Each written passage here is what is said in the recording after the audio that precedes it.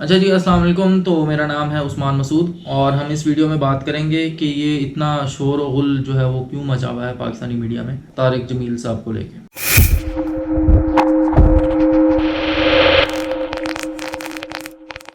अच्छा, जो main point है ना इस वीडियो का, जो क्रक्स है उसको एंड में डालेंगे। तो वो ये होगा कि इमरान खान के हक में जो दुआ की और ARY से जो नशरियात शुरू हुई उससे ये जो फड्डा वड्डा डला, ये आखिर में बात करेंगे। तो अगर आप कंपैरिजन करें, सादा कंपैरिजन करें, तो पाकिस्तान में जो सबसे ज़्यादा मशहूर जो आलिम हैं वो तारिक जमील साहब हैं। वो नुसरत फतेह अली खान साहब कहते हैं ना, चाहे कोई शिया होवे, सुन्नी होवे, बरेलवी होवे, हर कोई उनसे प्यार करता है। इसी तरह अगर हम इंडिया में देखें तो जाकिर नाइक साहब है। तो इंडियन मीडिया ने उन्हें किस तरह करके बाहर निकाला, अगर आपको उनका बैकग्राउंड का पता नहीं है तो वो इसी तरह तकरीर कर रहे थे, काफ़ी पुरानी तकरीर थी उनकी। उसमें से वो उन्होंने टेररिज्म वाला चंक निकाला, उसको रिपीट कर करके चलाया कि भाई ये तो टेररिज्म फैला रहे हैं कश्मीर में और आतंकवाद जो है वो फैल रहा है, कि वो अभी मलेशिया में रहते हैं, इस पर भी बड़ा शोर करते हैं वो। अच्छा, तो असल मसला क्या है? अच्छा, जैसे तारिक जमील साहब ने बात की कि मीडिया जो है वो झूठ बोलता है, सारी कौम झूठ बोलती है, बेहयाई की तरफ लग गई है। तो ये बात, इसमें इतना क्या कड़वा था कि सारा जो है वो मीडिया फट पड़ा है?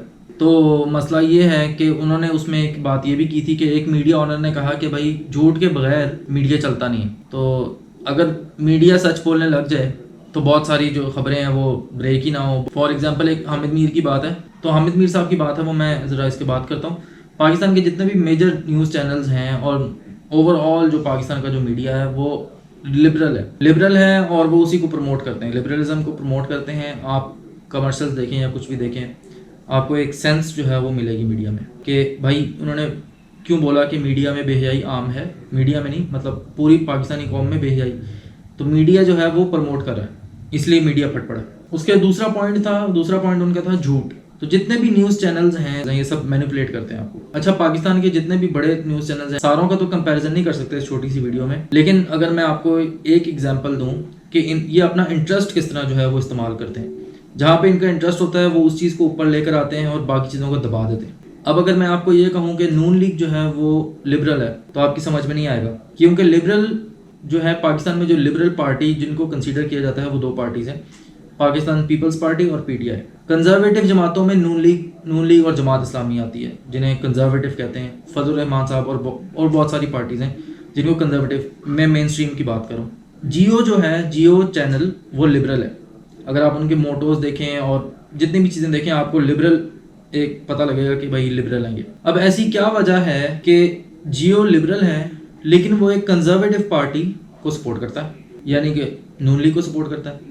इसमें उनका होता है इंटरेस्ट, यानी कि आपकी जो चैनल की पॉलिसी है वो प्रवेल करनी चाहिए, चाहे आपको एक कंजर्वेटिव पार्टी को सपोर्ट करना पड़े। अगर आप बाकी चैनल्स में अगर ओवरऑल अगर आप टॉक शो का एक हिसाब देखें, टॉक शो में मिसाल के तौर पे एक इस्लामिक पॉइंट ऑफ व्यू जो है वो डिस्कस हो रहा है। आपको एक एग्जांपल देता हूँ कि ये सेटअप किस तरह करते हैं, जो टॉक शोज होते हैं उनको सेटअप किस तरह करते हैं कि वो अपना पॉइंट ऑफ व्यू जो है, मिसाल के तौर पे मेरा एक पॉइंट ऑफ व्यू है कि मस्जिदें नहीं खुलनी चाहिए, वो आपको मैंने कहना है कि भाई मस्जिदें जो है वो नहीं खुलनी चाहिए और मैंने आपको ये बात इन्फोर्स करनी है और आपको इस बात पे कायल करना है कि आप मान जाओ कि मस्जिदें नहीं खुलनी, ठीक है?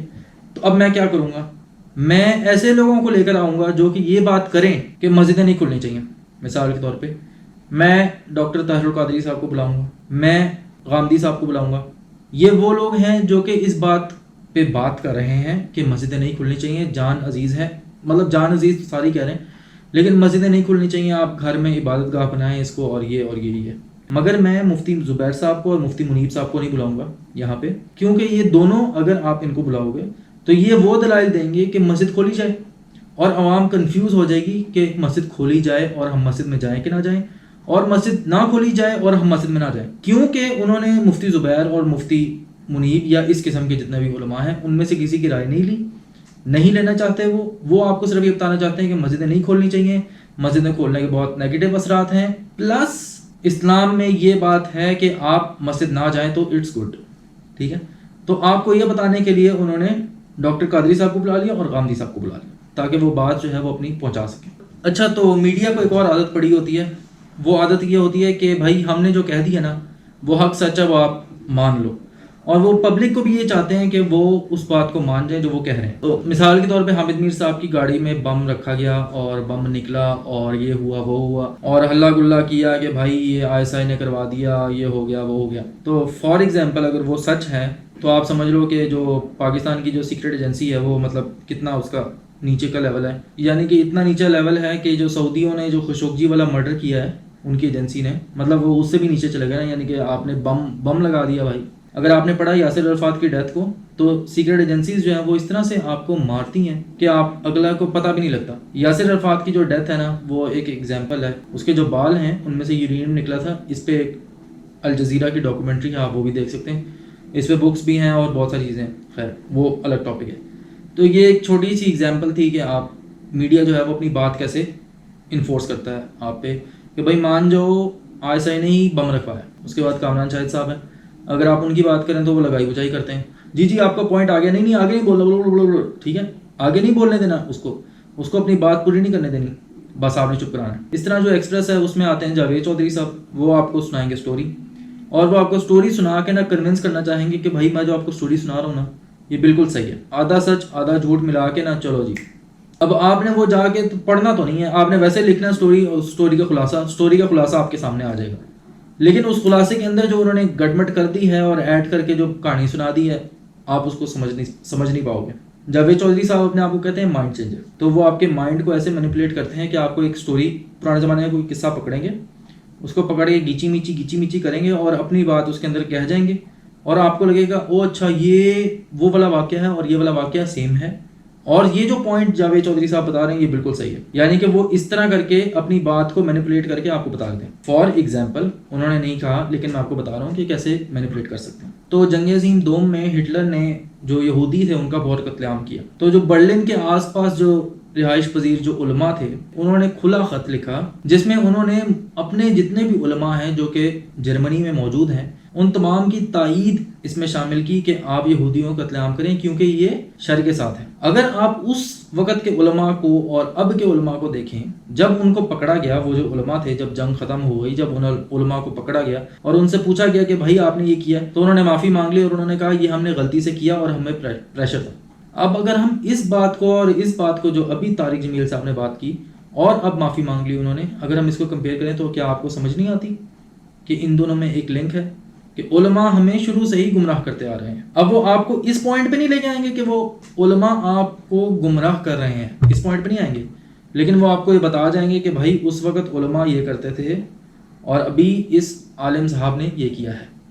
तो लिंक ये हुआ कि ये दोनों जो है वो उस वक़्त से गुमराह करते आ रहे हैं, यानी कि मफाद परस्त हैं या वट जो भी पॉइंट लेना चाहें वो उसमें पॉइंट में एक किस्से में आपको डाल के सुना देंगे, जबकि उस किस्से की जो ऑथेंटिक वैल्यू है ना वो नहीं होगी। अच्छा, तो जो मेन पॉइंट था, जो मीडिया है जो इन पे पड़ा हुआ है, जो इन पे फट पड़ रहा है, उसकी सबसे बड़ी वजह जो है वो ARY है। रोज बरोज ARY के जो शेयर्स हैं वो बाकी चैनल से बढ़ते जा रहे हैं। तो ये सारों को मसला है कि भाई तारिक जमील साहब उस ARY पे क्यों बैठे, ठीक है। दूसरी चीज़ ये है कि इसमें सियासत का पहलू भी है कि भाई इमरान खान साहब की तारीफ क्यों की, उन्होंने हमारा जो मीडिया जो है मीडिया पे कट लगा दिए हैं, हमारी जो एड्स आते थे, एड्स के वाफिर पैसे आते थे वो काट दिए हैं। उसके बाद जो इनके यूट्यूब चैनल्स हैं उनकी जो अर्निंग है उन पे भी टैक्स लग गया है, तो भाई टैक्स लग गया, मीडिया पे तो कट हो गया। तो उनको ये मसला है जो कि नून लीग के दौर में ऐसा नहीं था, अय्याशी थी, फुल माहौल था भाई, 60 सेकंड का जो एड चलता था वो लाख रुपए में चलता था, तो अब जो है वो वैल्यू ही गिरा दी उन्होंने बिल्कुल। तो इन सारों की तो दुम पे पाँव पड़ा हुआ है। तो इमरान खान के हक में कोई भी बात होगी तो वो उसे न्यूट्रलाइज करेंगे। और भाई जो दूसरा मसला है वो इमरान खान की तारीफ क्यों की, नून लीग वाले फट रहे हैं, वो एक अलग चीज़ है। नून लीग जाहिर सी बात है, PTI और नून लीग मसला तो है। तो नून लीग क्यों फट पड़ी, इसकी एक वजह है। उसकी वजह ये है कि नून लीग, मैंने आपको पहले बताया कि कंजर्वेटिव पार्टी है। अब जो कंजर्वेटिव हैं उनमें सॉफ्ट कॉर्नर होता है इस्लाम की तरफ। उन्हें ये डर है कि जो तारिक जमील साहब ने जो बात की है उसकी वजह से जो इस्लामिक पॉइंट ऑफ व्यू वाले लोग हैं उनका सॉफ्ट कॉर्नर डेवलप होगा इमरान खान के हक में और वोट जो है वो नून लीग का टूटेगा। तो इस वजह से उन्होंने बैशिंग की ताकि वो इस बात को न्यूट्रलाइज कर दें कि भाई जो इन्होंने बात की है वो गलत है और जो ये वो ठीक है।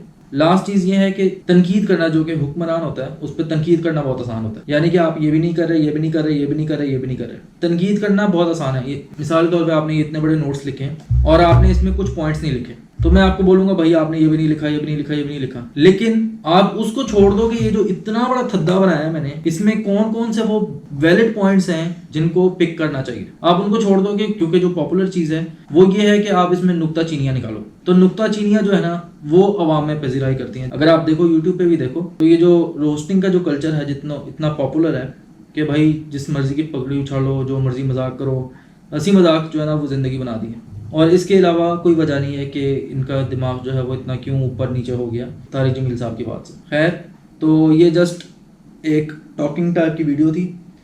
लेकिन अगर आपको इसमें कुछ समझ आया है तो आप मेरे चैनल को सब्सक्राइब कर दें। मैं वैसे इस किस्म की वीडियोस नहीं बनाता, लेकिन मेरा दिल कर रहा था और रमज़ान में मैंने वीडियोस नहीं बनानी थी, लेकिन फिर भी आई फाइंड इट कि मुझे ज़रूर बात करनी चाहिए इस पे। और क्योंकि मैं मीडिया का स्टूडेंट हूँ, थोड़ा बहुत मीडिया का पता है, थोड़ा बहुत, तो जितना मैंने समझा है तो मैंने कहा कि थोड़ा मैं शेयर कर लूँ। आपको अगर मीडिया में इंटरेस्ट नहीं है, मे बी आपको कुछ जो पॉइंट्स हैं उनको समझ आ गया होगा, जैसे जो सेटअप है वो किस तरह किया जाता है अपनी बात कन्वे करने के लिए, जैसे कि ये जो टॉक शोज होते हैं ये कैसे सेटअप किए जाते हैं ताकि अपनी बात जो है उनको कन्वे किया जाए, अगले की बात जो है वो साइड पे हो जाए और आपकी जो बात है वो ऑडियंस तक पहुंच जाए और वो असर कर जाए। उसके लिए वही बंदे उठाए जाते हैं। ठीक है, मैंने आपको बता दिया। तो दैट्स इट, और thank you so much for watching. अगर आपको वीडियो पसंद आई है तो उसको शेयर कर दीजिए, और बाकी फिर मिलते हैं। सब्सक्राइब कर दें, सब्सक्राइब। ठीक है, अल्लाह हाफिज़।